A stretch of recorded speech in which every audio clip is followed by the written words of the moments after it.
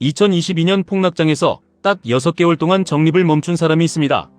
매수하지 않은 600만 원은 소비하지 않고 현금으로 그대로 보유했습니다. 그런데 2026년 7월 20일 두 사람의 자산을 비교하자 QLD는 약 1,582만 원, TQQQ는 약 2,195만 원의 차이가 났습니다. 멈춘 사람의 600만 원을 없어진 돈으로 계산한 것도 아닙니다. 현금으로 전부 더한 결과입니다. 왜 매수하지 않은 금액보다 최종 격차가 훨씬 커졌을까요? 2022년 1월 매달 100만 원씩 QLD 또는 TQQQ를 매수하기 시작한 두 사람이 있습니다. 시작일과 월 적립금은 모두 같았습니다. 차이는 단 하나였습니다. 한 사람은 시장이 하락해도 계속 매수했고 다른 사람은 폭락이 두려워 6개월 동안 적립을 멈췄습니다. 첫 번째 사람은 2022년 1월부터 2026년 6월까지 54개월 동안 적립을 한 번도 멈추지 않았습니다. 계좌가 오르든 떨어지든 매수일과 금액을 바꾸지 않았습니다. 총 투자금은 5,400만 원입니다. 결과를 예측해서 산 것이 아니라 처음 정한 일정을 반복했을 뿐입니다. 두 번째 사람은 2022년 4월부터 9월까지 적립을 중단했습니다. 시장이 안정되면 다시 매수하겠다는 생각으로 6개월 동안 매달 100만 원씩 총 600만 원을 현금으로 남겼습니다. 이후에는 다시 월 100만 원 적립을 시작했습니다. 투자 계좌에 들어간 금액은 총 4,800만 원입니다. 당시는 금리 인상과 높은 물가로 나스닥이 계속 하락하던 시기였습니다. 계좌는 매달 줄어들었고 금리 인상이 언제 끝날지도 알 수 없었습니다. 적립을 멈추는 선택은 당시에는 매우 합리적으로 느껴졌을 수 있습니다. 문제는 매수를 멈춘 2022년 4월부터 9월이 낮은 가격으로 수량을 늘릴 수 있었던 구간이기도 했다는 것입니다. 비교를 공정하게 하기 위해 매수하지 않은 600만 원을 사라진 돈으로 처리하지 않았습니다. 투자하지 않은 600만 원은 2026년 최종 자산에 현금으로 그대로 더했습니다. 따라서 이번 비교는 5,400만 원을 모두 투자한 사람과 4,800만 원을 투자하고 600만 원을 현금으로 보유한 사람의 차이입니다. 먼저 QLD입니다. 54개월 동안 월 100만 원씩 계속 매수한 사람의 총 투자금은 5,400만 원입니다. 2026년 7월 20일 계좌는 약 1억 2,699만 원이 됐습니다. 투자금보다 약 7,299만 원 증가한 결과입니다.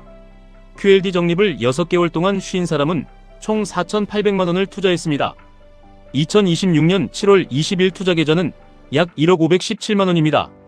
여기에 매수하지 않고 보유한 현금 600만 원을 더하면 최종 자산은 약 1억 1,117만 원입니다. 두 사람의 QLD 최종 자산을 비교해 보겠습니다. 계속 매수한 사람은 약 1억 2,699만 원입니다. 6개월을 쉰 사람은 현금까지 포함해 약 1억 1,117만 원입니다. 차이는 약 1,582만 원입니다. 단순히 600만 원을 덜 투자한 차이가 아닙니다. 낮은 가격에서 확보하지 못한 수량과 이후 회복 수익까지 반영된 결과입니다. 계속 매수한 사람도 당시에는 시장의 미래를 알지 못했습니다. 금리 인상이 언제 끝날지, 나스닥이 어디까지 떨어질지, 다시 회복할 수 있을지 확신할 수 없었습니다. 다만 매달 같은 날짜에 같은 금액을 투자한다는 원칙을 지켰습니다. 결과를 맞힌 것이 아니라 행동을 일정하게 유지한 것입니다. 같은 조건으로 TQQQ를 계산해 보겠습니다. 54개월 동안 월 100만 원씩 계속 매수한 사람의 총 투자금은 5,400만 원입니다. 2026년 7월 20일 계좌는 약 1억 5,755만 원이 됐습니다. QLD보다 최종 금액은 컸지만 중간 변동성과 손실폭도 훨씬 컸습니다. TQQQ 적립을 6개월 동안 쉰 사람은 총 4,800만 원을 투자했습니다. 2026년 7월 20일 투자 계좌는 약 1억 2,960만 원입니다. 여기에 현금 600만 원을 더하면 최종 자산은 약 1억 3,560만 원입니다. 두 사람의 TQQQ 최종 자산 차이는 약 2,195만 원입니다. 계속 매수한 사람은 약 1억 5,755만 원입니다.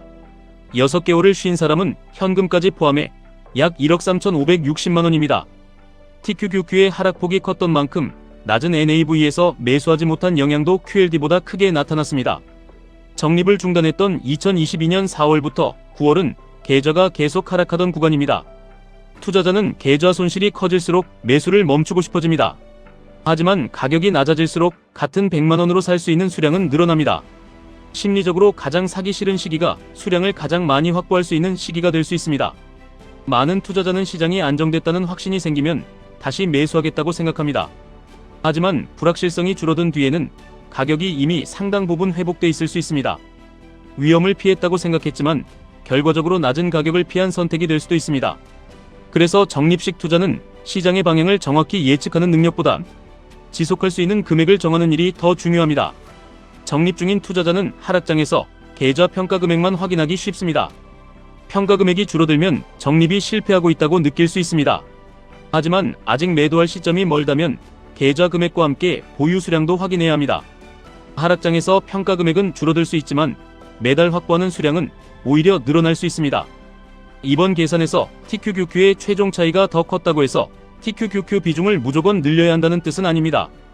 QLD와 TQQQ는 하루 수익률을 각각 2배와 3배로 추정하는 상품입니다. 장기 수익률이 나스닥 100의 정확한 2배와 3배가 되는 구조가 아닙니다. 변동성과 일일 복리 효과에 따라 장기 결과는 달라질 수 있습니다. 중간 폭락을 견디지 못하고 매도한다면 높은 최종 수익도 얻을 수 없습니다. 물론 적립을 멈추는 것이 맞는 상황도 있습니다. 생활비가 부족하거나 소득이 불안정해졌거나 고금리 부채가 생겼다면 투자를 줄이는 것이 먼저입니다. 하락장에서 계속 산다는 원칙이 생활까지 위험하게 만들라는 뜻은 아닙니다. 좋은 적립 금액은 상승장에서 넣을 수 있는 최대 금액이 아닙니다. 계좌가 반토막 나더라도 생활에 지장 없이 계속 유지할 수 있는 금액입니다. 생활비와 비상금, 부채 관리가 투자보다 먼저입니다. 자동 매수는 수익률을 보장하지 않습니다.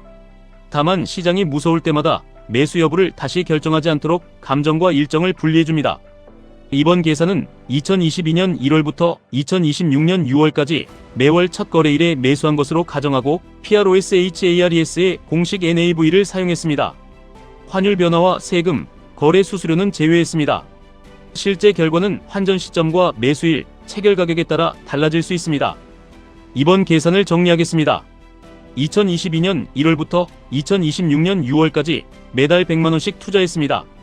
한 사람은 54개월 동안 계속 매수했고 다른 사람은 2022년 4월부터 9월까지 6개월 동안 적립을 중단했습니다.